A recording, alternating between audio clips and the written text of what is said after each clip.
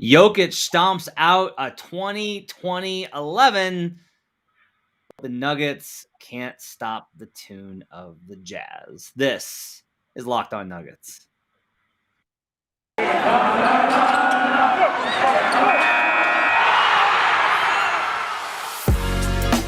are Locked On Nuggets, your daily Denver Nuggets podcast. Part of the Locked On Podcast Network, your team every day.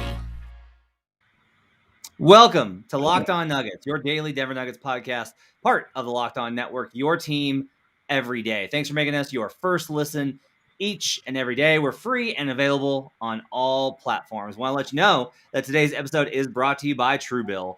TrueBill is a new app that saves you money by helping you identify and stop paying for the subscriptions you don't want or need, and can even negotiate better deals on those you want to keep. Check it out at TrueBill.com. My name is Matt Moore. I'm the senior NBA writer for the Action Network and the Nuggets Insider for 104.3 The Fan in Denver. He is Adam Mares, director of content for DMVR, thedmvr.com. You can follow him on Twitter at Adam_Mares. You can also find him in a secluded bedroom because my man, my dude, my guy has caught the Rona. My dude, I'm so sorry, man. I know. I don't look. I'm gonna be in my bedroom. I'm up in the room, quarantined by myself. It's always weird. But luckily, thanks to modern medicine, I really am pretty asymptomatic. I might cough once or twice here, but I'm feeling pretty good. I would say I'm like at 98% health. So you're not asymptomatic because you do have symptoms. So I'm afraid that's going to keep you out an additional 6 days due to the protocols. We will see you back on the podcast in 10 days after you've received 2 negative. No, please don't do that. I don't want to do the show like 10 days in a row. Don't do that to me. Glad you're doing okay, buddy. I hate to hear that you had it. That sucks. But that's how it goes with the Omicron. That's how it goes. Everybody's got it, man. I know so many people that have it. I traveled across over the New Year's. I went to my parents' house as we did the episode from there, and stopping in like gas stations across Kansas was like, I'm like trying to usher my kids to the bathroom and back, and they're like, no one's, and like, here's the thing though, it's like no one's masked, but it's all, I'm like, well, okay, it's not 15 minutes, it doesn't really matter, and also I was like, you can do it, you can be as safe as possible. Like I will say, and you know, we're talking about this before. You know, we're talking about this before. I'm glad that you made the because I asked you, I was like, hey, I assume you don't want to talk about it. You're like, no, I think people need to mention it. I hate how it's become this thing of like, if you get COVID that you did something wrong. That's not how, it's a pandemic. Like it's nobody's everywhere. Like, nobody wants COVID. Yeah. This happens. The weird part about it is I honestly saw fewer people like in the last week that I have seen like in the last 3 months. It's really weird. I was going back and tracing. I'm like, well, where was I? And I wasn't anywhere. I was at my house. I'm like, I don't know what happened. But yeah, like I said, you know, luckily I got my booster, I think like 6 weeks ago.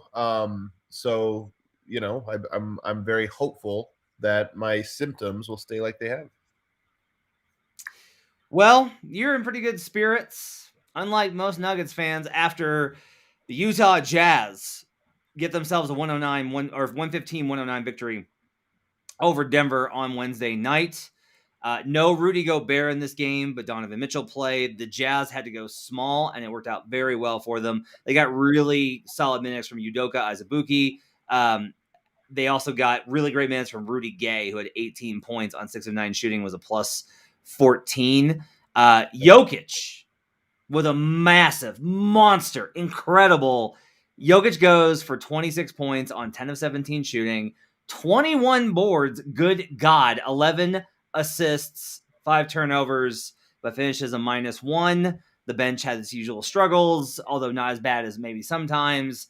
And Denver gets what felt like a disheartening loss for the fan base, which is reflective of where I think everyone's head is at, but also I think very much a prisoner of the moment and not understanding like how good this Jazz team is even without Gobert. This is an okay loss in my book. Well, okay loss. I mean, all of these games are the same to me. We've talked about this a lot. It's just you just want to get a win. It doesn't matter how it happens. Jokic was awesome tonight. I'm sure we're going to talk about him. If we were to launch this show today, like what was the problem? To me, Denver actually got out-rebounded in this game. And this is a game where Utah really had no bigs. And yeah, I think one of the things, if I were to really distill it down, I mean, there's a lot of different things. Some of these are systemic. Like Denver doesn't have a lot of guards right now. They can't make threes, this or that. But if you want to whittle it down, Utah was forced to play really small. Denver is kind of forced to play really big because they got a lot of bigs. So you have to win the big man things. You're probably going to get outshot, from the 3-point line.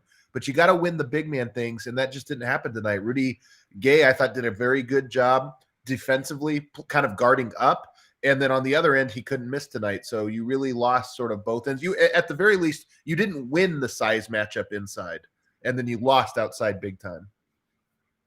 Yeah, the Jazz finished with more points in the paint. That one's pretty rough. That's not good.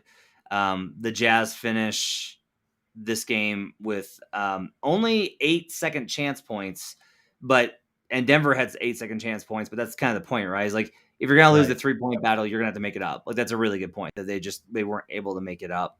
Do you want to talk more about Jokic and how great he was? Or do you want to talk about... All right. So, one, I thought in the first half, Facu running pick and roll was really effective in the second half, and I haven't gone back to watch and see if they changed anything about the coverage or anything, but I thought Facu like that... Well, I actually think there's a more important note about it because to me, it was only one stretch where it looked good with Facu and they had like 5 plays in a row where it was really good. And I believe it was the stretch where they had Bones and Davon Reed out there. It just was a lineup that featured not even a lot of shooting, just a little bit more shooting, a little bit more spacing, and they were able to get in there. The starting lineup in both the first quarter was like even, but they didn't score. Like, it was a very low scoring game to begin. But that second half, the start of the third quarter, you just sit on that pick and roll. They started double and triple team Jokic and just say, hey, we'll dare you to shoot. And Denver had no answer for it. I've said this before, with Will Barton sort of hot and cold, he had like good moments in this one, but for most of the game, I thought he was very bad. With him being as inconsistent as he is right now, Barton, Facu, Rivers, it's just that's going to roll snake eyes more often than not because you're relying on those 3 guys to space the court for you, and they just can't do it. I mean, that's tough because that's 2 of their top 7 guys, right? Their hands are tied. I mean, Monte was on a minutes restriction. He's the only option, and today was the day where it was like, we just can't start him yet. He's on a minute restriction. Yeah, but I mean, maybe that's like the optimism, right? Is like, I just keep looking at all these games, and it seems very strange to me that, I get that because David Walker was talking about this on Twitter with me, and he's like, but we don't have anything to look forward to. Like, we can't look forward to MPJ coming back or Jamal's All-Star push. And I'm like, look, guys, I get that, but like, Jeff Green's going to come back. If Jeff Green plays in this game, you might have won this game. Legitimately, Jeff Green might have been the difference. Like, the Nuggets were in this game. Oh, like Bojan Bogdanovic was dominant. Rudy Gay was dominant. Like, that's his matchup. Both of those guys. So for sure, he would have made a huge impact. So he helps. Zeke Naji probably helps the bench unit. Maybe they win one of the stretches, and maybe that's the difference. Like, here's the thing. This was a winnable game versus one of the elite teams, and I get that Gobert is not there, but we know that Gobert has a hard time sometimes with Joker. I still feel like there's a lot of optimism here. What were you most impressed with Joker tonight? Man, that's another tough one. I think what I was impressed with most was late in the game, he took it upon himself to just go at double, triple, and sometimes quadruple teams. And I think because he knew he had to. There was no like make the right play. And whenever he does that, it impresses me, especially when he's successful in doing it. And he was successful in doing that, especially in the second half where he just said, screw it. I can't keep kicking it out to the open guy. They're not making it. I just got to go. So I thought the rebounding, his line for rebounds tonight was 15.5 rebounds. You look at that and you go, come on, that's crazy. That's too high. It blows that number out of the water. I mean, his rebounding right now, just destroys it. So he was impressive, but it really is, not to take away from some of the other players, but the circumstance right now, it really is like, that's an otherworldly game. 26 points, 21 rebounds, 11 assists, 2 block shots, 10 of 17 from the field, and you don't win. It's just sad right now. And by the way, to interject about your point about real quick, because you just said that, there's nothing to look forward to. I agree with you that there is the return of Jeff Green, which is going to be a big boost. And obviously Monte Morris playing more minutes, which I think will be a big boost. But even with that, you got the 6-game homestand, you got this or that. I'm still not convinced that Nuggets fans are going to get the like satisfaction of a nice run. I still feel like it's just right now they're, you feel like you're going to lose every game when they win. It's a miracle. I just feel like it's going to swing a little bit the other way where you're like, okay, I think we can go a little bit better than 500, but I don't think you'll get the winning streak. I don't think you'll get this is a team that can contend. That is still at best, I think, a month and a half away.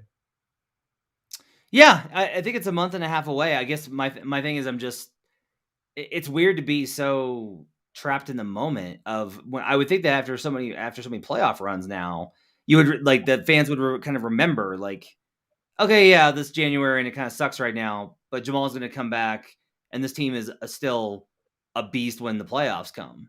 And I'm not saying they're going to make a run because they are they are at critical mass.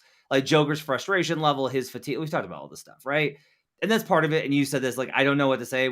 All these games are the same. And that does, like, I agree that that's rough. Yeah. But I do think that you're always saying, like, it's part of, like, it's the journey, right? Like, this is part of it. Like, well, this is. Yeah, but this is you articulating it. Is the journey, the portion of the journey right now is waiting. Like sometimes on a road trip, you're just waiting. You're filling up for gas or something. And that's where the Nuggets are right now. So you're right that if we step back and look big picture, yes, there are brighter things on the horizon. They're just a ways off. And right now, Denver is not moving. Let's take a break. We'll come back and we'll talk more about this game as well as where the Nuggets are at as we continue on Locked On Nuggets. But first, I do want to tell you about TrueBill. Do you know why free trials renew without your consent? I caught a couple this week actually using TrueBill. It's a business scam to get you. Don't let greedy corporations pocket your money. Download TrueBill to take control of your subscriptions. TrueBill is a new app that helps you identify and stop paying for subscriptions that you don't want, need, or just simply forgot about. On average, people save up to $720 a year with TrueBill. Because companies make subscriptions hard to cancel, TrueBill makes it incredibly simple. Just link your account and TrueBill will cancel your unwanted subscriptions in one tap. And your TrueBill concierge is there when you need them to cancel unwanted subscriptions, so you don't have to. TrueBill's got over 2 million users and helped them save over $100 million.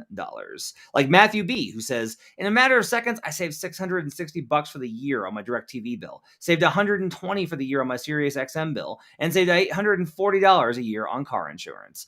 Don't fall for subscription scams. Start canceling today at TrueBill.com/LockedOnNBA.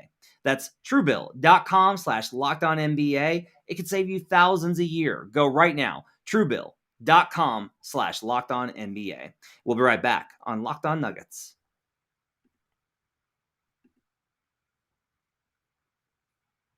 Thanks for making Locked On Nuggets your first listen. For your next listen, check out Locked On Now podcast. Nightly recaps of every NBA game with analysis from our local experts. Listen to Locked On Now on Apple Podcasts, Spotify, or watch it on the Locked On NBA YouTube channel. Back here with Adam Mares. I'm smiling more. That's a thing that I've been coached to do. So I'm attempting to smile more, which is also something that I'm recommending Nuggets fans do. They should smile more because the journey is part of it. You don't know this about you, Matt, but this is very disingenuous of you. You don't even realize it. You are just trolling. It's the same with your Chiefs talk, even though you got people to vote. Like you don't know it, but it is you that you just can't help it. You are trolling right now. No, I think here's the thing. I genuinely, I do feel like you and Ryan and Nuggets Twitter, it just feels like everybody's just like, this sucks. I mean, it does. But that's part of the experience of watching sports is like sometimes it just sucks. And you're like, here we are with our people and it sucks. We're all miserable together. But I think it fails to appreciate because I cover the league so much. It's like, the easy one here is the Kings.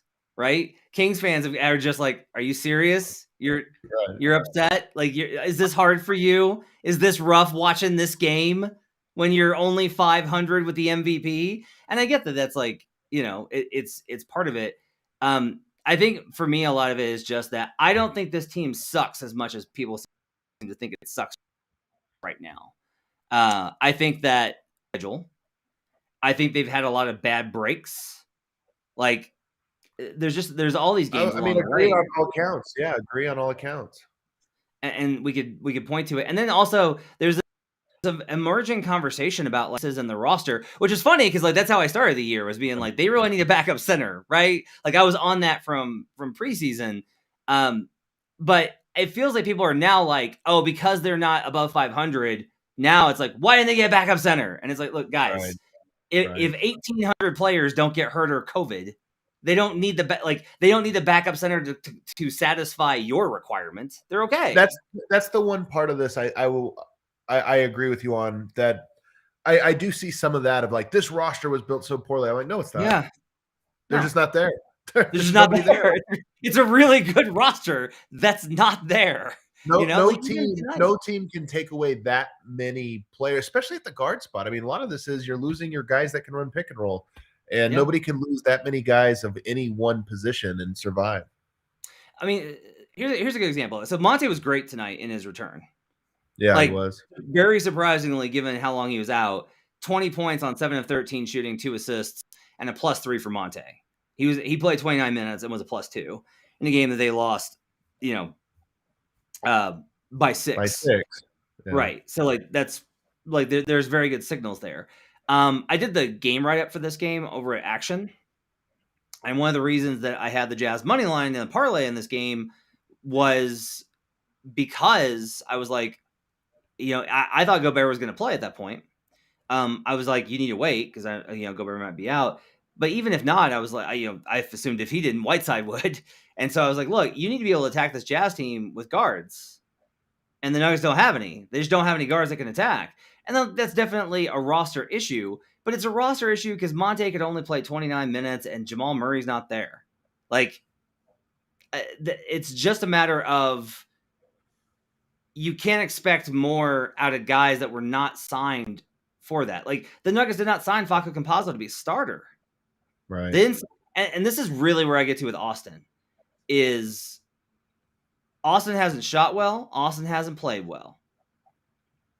But Austin was not brought in to be in this position, right? He play better and be a real contributor. That's true. Like, that's what he did in the playoffs. He helped that team win a playoff series. Yeah. But it's not Austin's. To me, it's not Austin's fault, and it's not the front office fault that Austin Rivers, because Austin Rivers was not signed to be a starter, to beat the Utah Jazz. That's not. I put this out on Twitter tonight. One of the stretches that really killed Denver tonight, I mean, there was a couple of them, but one of them was in that fourth quarter, you have JaMychal Green out there basically with the starters, and Utah's really small. And this is part of where I was talking about Rudy Gay hits a 3, Rudy Gay grabs a rebound that I thought Mike should have had, those kind of plays. So then you sub him out and you bring in Austin Rivers. And my initial thought was, Rivers, no. And then I go through it and I go, well, Facu, no. Bones, no. Okay, Reed, no. Okay, I guess actually Rivers is the best bet there. I mean, Bones is the best bet there when he's good, but it's like his ceiling is higher for a stretch and lower, for a stretch. Facu, same thing, but I don't think in that moment it was going to work with Facu. So Rivers was the right option. It's just they were all the wrong option. So as opposed to Rivers, who I don't think you can ask more from, I want to ask you this. He's played well in spurts. He has these halves where he plays really well. Should we expect more from Aaron Gordon? Tonight, I thought defensively I was a little disappointed. Offensively, he was great. Should we expect more? You're right, because I don't expect more. Should we? No, because I don't think he solves the problem the Nuggets have. He solves other problems, but he doesn't solve the one that they're having right now. Namely, that they need somebody to be able to run pick and roll with Jokic.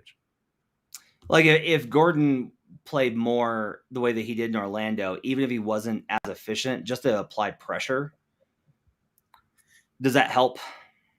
I don't think so. I really don't. One of the things that I was talking about this on Twitter. One of the things that I think I actually do think about this, I legitimately think that they're a little too dependent on Joker right now, and that's not just from the perspective of, well, yeah, but they're too dependent on Joker because he's the only one that can make anything happen right now, so they're leaning on him more. But I kind of go back the other way where I'm kind of the mindset of I would like to see them kind of fail, but figure out answers for how not to have to be like, well, we better have Jokic touch the ball 4 times on this possession and we're not going to score. They need some filler possessions and they don't have any. Yeah. It's either It's either they're either running Joker ball and Jokic makes something happen, or nothing. But the Jokic ball these days, I think, is mostly like a slowed down pick and roll, screen rescreen, like multi pick and rolls on possession. I think what you're getting at is, and I don't know if this team is capable of doing it, but getting the ball popping more, that is it. Where it's not just Jokic is here. It's like you run some action off ball, you attack, and the ball just swings to Jokic as it swings to other players around the perimeter. He's just really good at compounding a half-step advantage into a full step or two-step advantage. So I'm with you on that. Denver's so far away from that. What they do, I actually agree with you on the take, though, that they over-rely on the style of pick and roll with Jokic that they run so much. Like I do think that, especially given the pieces that they have, it's actually pretty easy to guard. Well, and this is the other thing I would say. When I watch, I see a lot of times them trying to get the ball popping, and the defense is like, oh, they're trying to pop. Okay, I guess we'll guard the perimeter now because nobody's scared of perimeter penetration. Like, nobody ever has to help. Like, the Nuggets never get anybody in rotation because they'll move the ball and they'll even double, but they're able to double and then recover out because Nuggets still don't have enough explosiveness to make anybody pay for it. And Will Barton can get to the rim and finish. Yeah, Bones can get to the rim and finish, although he's not. Yeah, the Nuggets really need Bones to kind of make a leap. And look, here's the thing with Bones. I honestly believe this.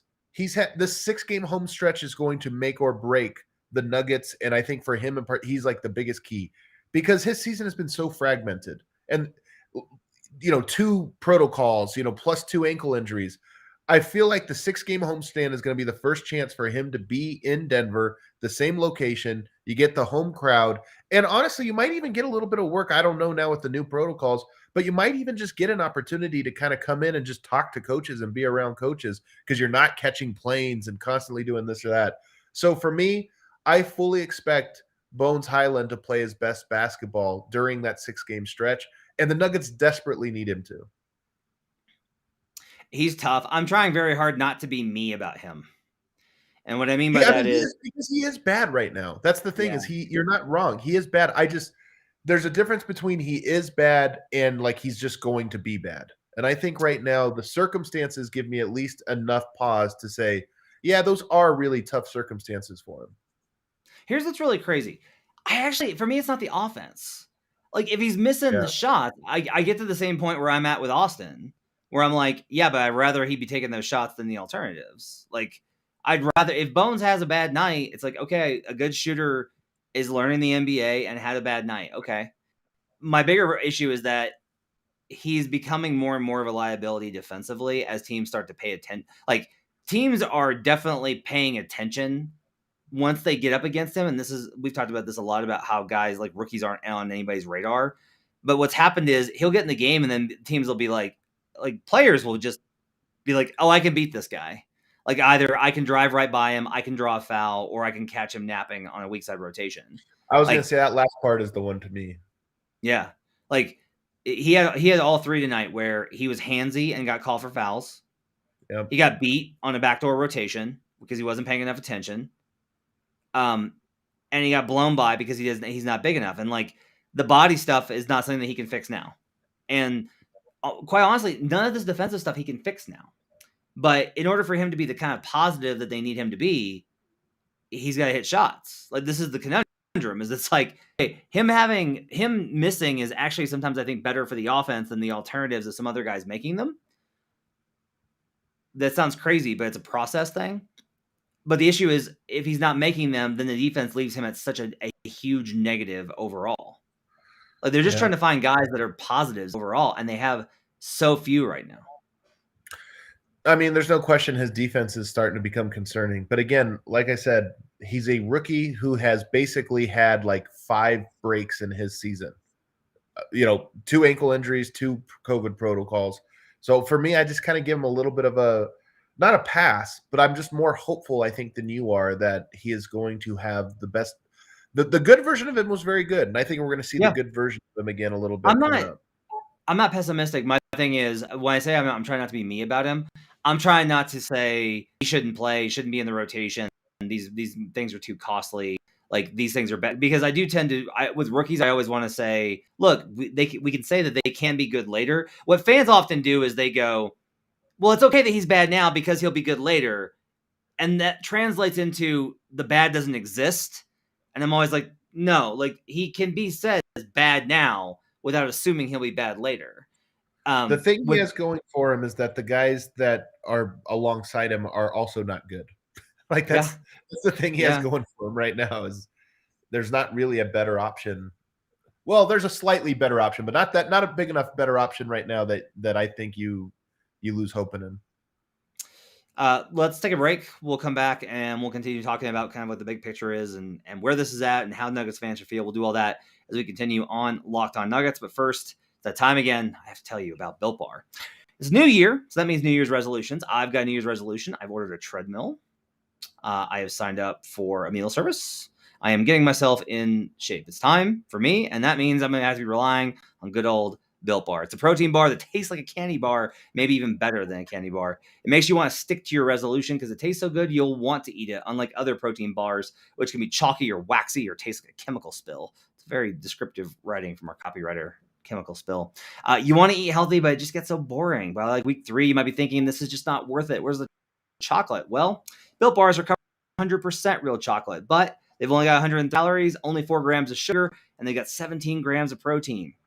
So there's so many flavors to choose from. Coconut, almond, peanut brownie. I love peanut butter brownie. That's absolutely my favorite. Raspberry, cookies and cream, salted caramel, mint brownie, many more. In fact, Built is always coming out with new limited time flavors. So check out Built.com often to see what's new. Go to Built.com and use promo code LOCKED15, LOCKED15, and you'll get 15% off your order. That's LOCKED15 for 15% off at Built.com. We're also brought to you by BetOnline, who's wishing you a happy new betting year as they continue their march to the playoffs and beyond. They remain the number 1 spot for all the best sports wagering action for 2022. New year and a new updated desktop and mobile website to sign up today and receive your 50% welcome bonus on your first deposit. You know what I bet on last night, Adam? I bet on the Colorado Avalanche. Nice. And the car came through. That was a sick goal. That was so awesome, man. What a game. Yeah. It was just an incredible. I've watched that goal like 18 times. Kale's ridiculous. From football, basketball, hockey, boxing, and UFC, right to your favorite Vegas casino games. Don't wait to take advantage of all the amazing offers available for 2022. BetOnline is the fastest and easiest way to wager on all your favorite sports. Bet on where the game starts. We will be right back on Locked On Nuggets.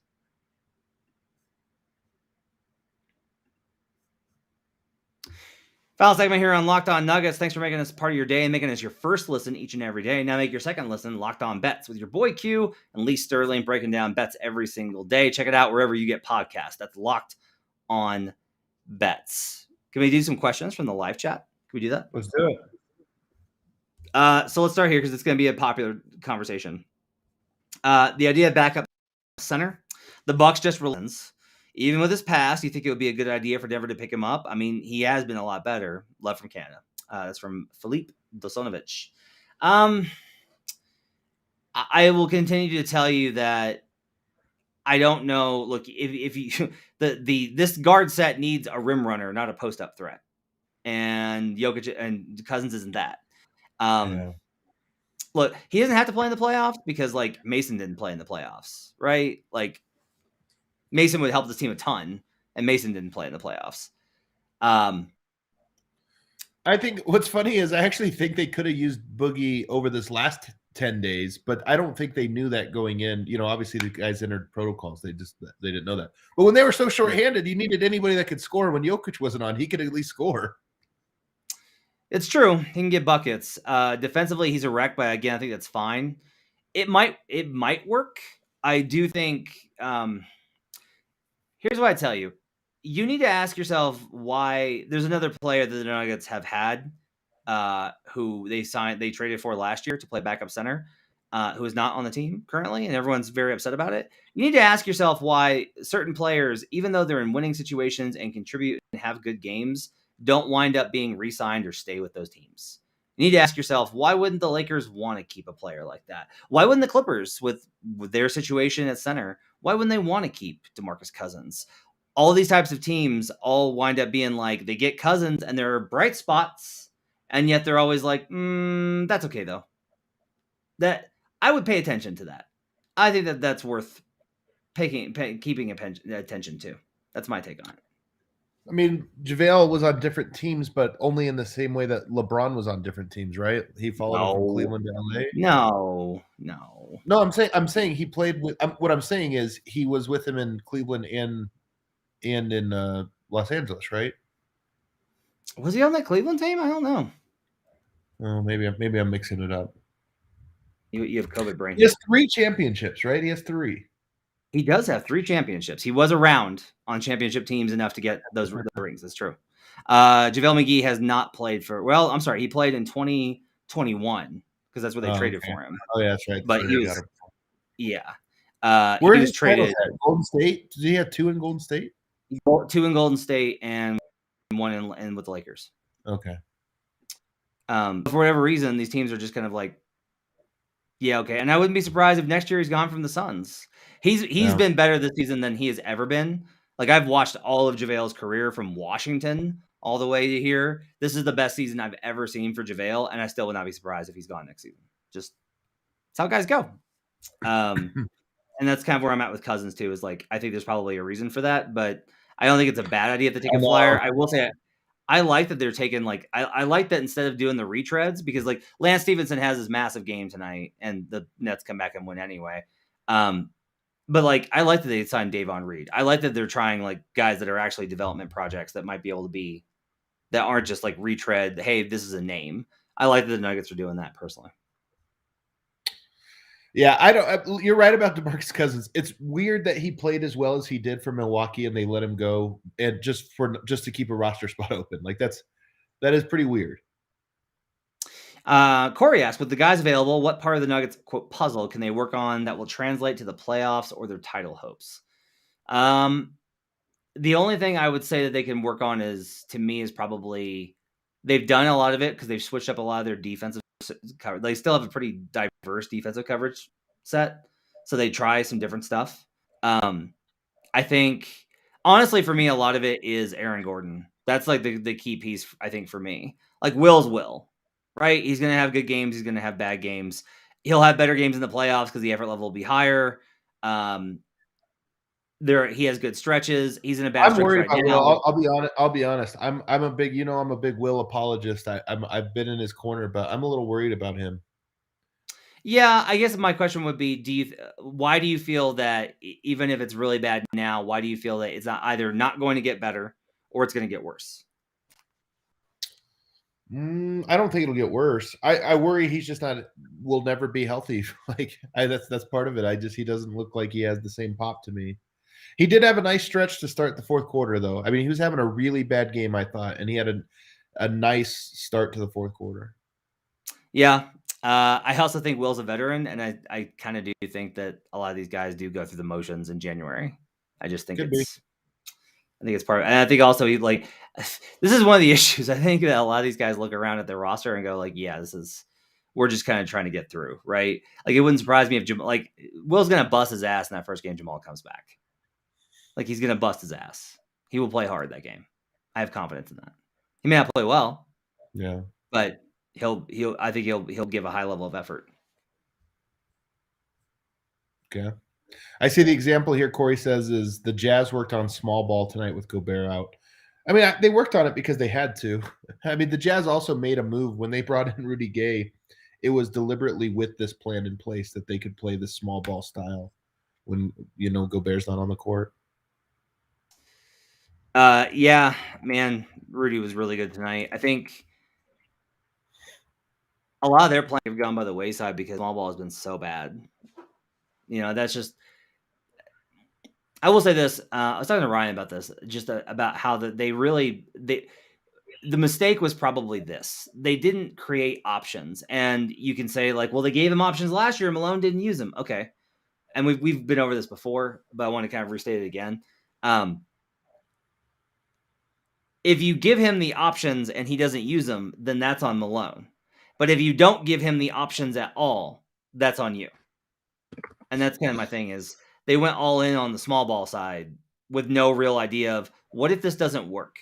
Like what? Now, there was no reason to think that JaMychal would just fall off like this. I really don't have any sort of way to understand it.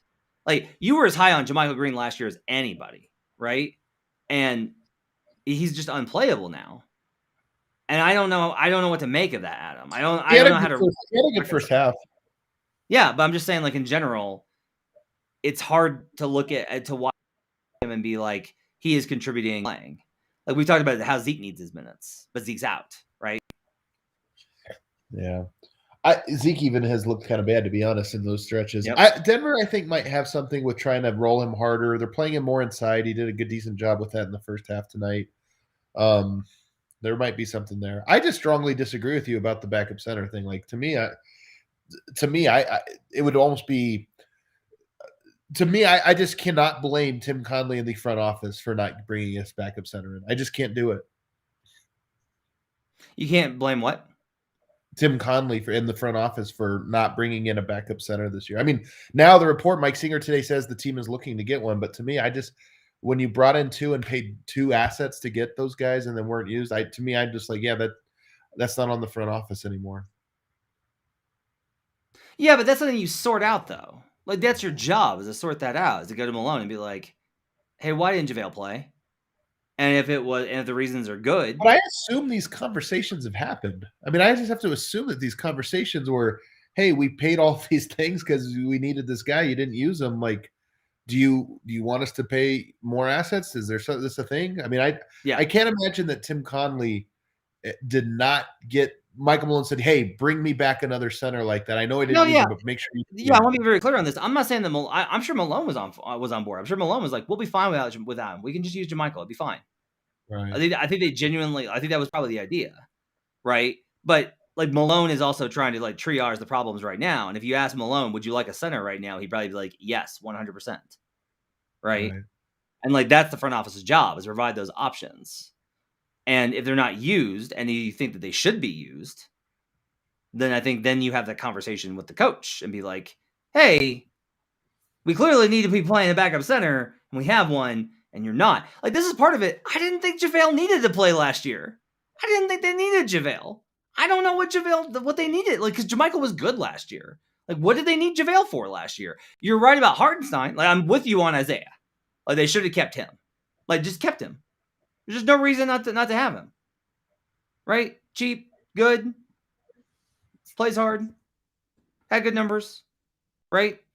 But I do think that if you can look at it and go, having a backup center would help. If Malone were to play him, then I think it's fair to say that they should have gotten him one. Right? Okay. Still no? Okay. No. Sorry, I was looking something up as you were talking. That's okay.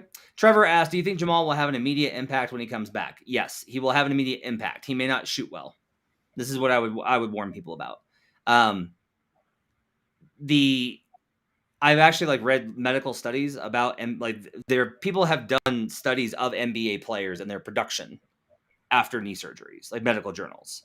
And what they found, both in studies on production and on performance of college level athletes and how they felt, is that basically for the 8 months after return from surgery, not after surgery, after return from surgery, they're not quite the same. Like, Jamal's not going to be the same guy when he comes back. But having a guy that the defense is like, oh shit, it's Jamal, matters a ton. That to me has been their biggest issue offensively all season, is that they look at Monte Morris and they're like, let's see if Monte can beat us. Oh, he made a floater. Neat. Right? And with Faco, they're like, do whatever. Really don't care. Do it with Austin Rivers. Could not care less. Bones. Who's this guy? But with Jamal, the defense, it's gravity is what I'm talking about. Is that Jamal will by necessity create gravity as the ball handler, so that Jokic is not the only one with gravity on the floor. That's my take. Honestly, might be the best thing he brings to the table right away, for sure. Yeah. And he's a good passer, and he defends. But honestly, I think the other thing is he's just an emotional leader for the team. He wasn't always, but he became one. He really became the emotional leader of this team. Even before the bubble, he became the emotional leader of the team, and I think that'll help a lot. So, anything else? We're supposed to give a shout out. I saw somebody up here, Mitch Smith, I believe. Got to give a shout out to him. Big fan. Big fan of the show. Trevor's dad. Shout out Trevor's dad. Trevor's dad, Mitch. Shout out Trevor's dad, Mitch. All right, let's go wrap it up for Locked On Nuggets. Thanks for joining us. Actually, I do have one more thing because you were talking about Nuggets fans tonight. Just don't know how to handle this. I'm just gonna quote one. Is it Tyrion Matthew? That's right. Anthony Hitchens here calling the Chiefs the most toxic fan base in all of sports. I just wanted to. From the own players calling their own fan base the most toxic. So I just Googled it. I found it. It was a weird thing I found. Just found that. I thought we were supposed to bring up. You're not supposed to. You're allowed to do it? You're allowed to do it whenever you want? That's how that goes? Oh, please bring back Fangio. Just bring back Vic one more year. One more year, Vic. I need it. We need it. Let's see what happens this Saturday. We'll see what's toxic on Saturday. How about that?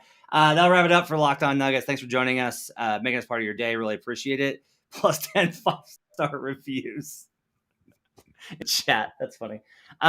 Thanks for joining us, everybody. We'll be back. I'll be back tomorrow. I'm going to give Adam the night off tomorrow. He's got Locked On NBA, and I want him to sit alone in his cave of COVID.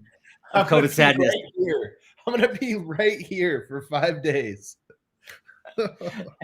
Hang in there, buddy. Hang in there. I'll send you a puzzle or something. Have yourselves a great rest of the week. We'll talk to you guys again next time on Locked On.